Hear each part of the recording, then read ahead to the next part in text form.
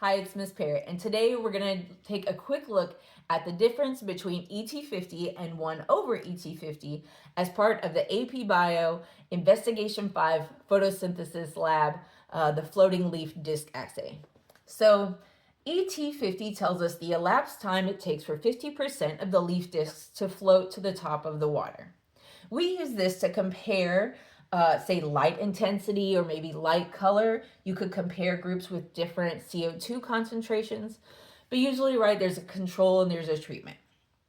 So when you're comparing those, the one with the smaller ET50, remember, T is time.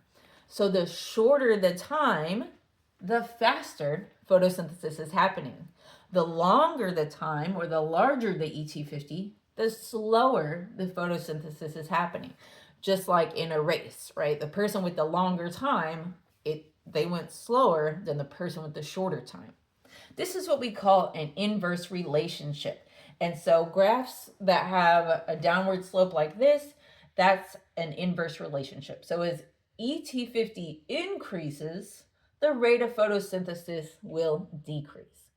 So that's fine, but it's a little confusing. So in the AP Bio lab, when you're actually graphing, they ask you to graph 1 over ET50. Let's look at why.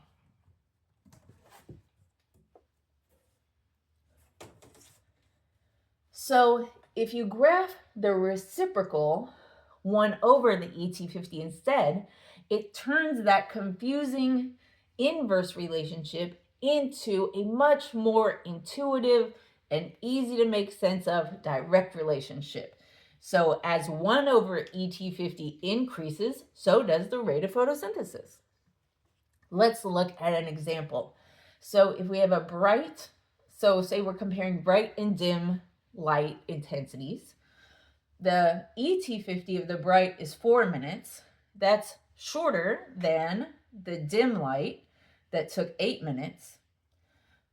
But but again, that's one of those where like higher number doesn't mean faster, it actually means slower, which is confusing. So if we do the 1 over ET50, right, we do 1 over 4 and 1 over 8 and calculate those, that's going to give us, for the bright light, a 1 over ET50 of 0.25. And the dim will have a 1 over ET50 of 0.125. And now you can clearly see in the numbers, the higher the number, the faster it's going. The lower the number, the slower it's going. And so that's why we use 1 over ET50 in the AP Bio Photosynthesis lab. If you found this helpful, be sure to like, subscribe, and leave a comment, a question, or an emoji below. You can also check out the longer video that explains the whole lab and gives example questions and everything as well. If you're a teacher, check out my store at Know and Grow with Gnomes on Teachers Pay Teachers. Keep learning, keep growing, and we'll see you next time.